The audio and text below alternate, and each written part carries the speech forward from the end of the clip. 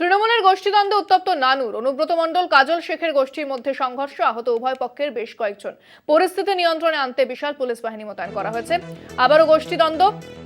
ফোনে রয়েছেন প্রতিনিধি মনা বীরবংশী। মনা, কিছুদিন আগেই অনুব্রত মণ্ডল ফিরেছেন এবং এর মধ্যেই গোষ্ঠীদ্বন্দ্ব শুরু হয়ে গিয়েছে, কি বলছে দল? হ্যাঁ দেখো ইন্দ্রাণী, একেবারেই তাই। তুমি জানো যে অনুব্রত মণ্ডল বীরভূম জেলা তৃণমূল কংগ্রেসের সভাপতি। তিনি তিহার ফেরত মাত্র 2 সপ্তাহ হয়েছে।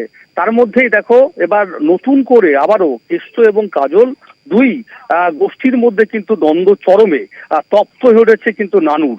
দেখো, যেটা জানতে পারছি যে নানুরের খুজুরিপাড়া যে গ্রাম, সেই খুজুরিপাড়া গ্রামের বাইতারা, খুজুরিপাড়া, এই সমস্ত গ্রামে এই দুই গোষ্ঠীর অর্থাৎ শাসক দলের গোষ্ঠীর মধ্যে আজ সকাল থেকে কিন্তু রীতিমতো একে অপরের বিরুদ্ধে কিন্তু মারধর করার অভিযোগ। দেখো, যেটা জানতে পারছি যে এখনো পর্যন্ত উভয় পক্ষের প্রায় বেশ কয়েকজন জখম রয়েছে।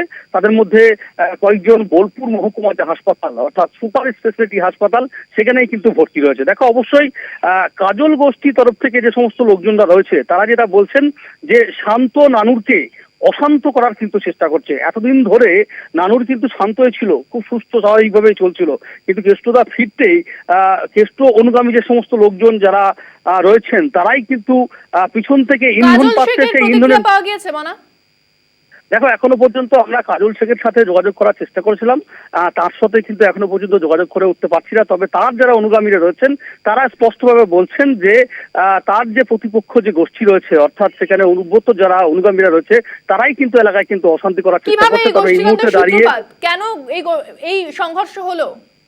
দেখো, সূত্রপাত বলছে, তুমি বুঝতেই পারছো যে বীরভূমের মাটিতে বিশেষ করে শাসক দলের রাজনৈতিক মহলে তুমি যদি ধন্যবাদ মনা, কথা বললাম প্রতিনিধি মনা বীরবংশীর সঙ্গে।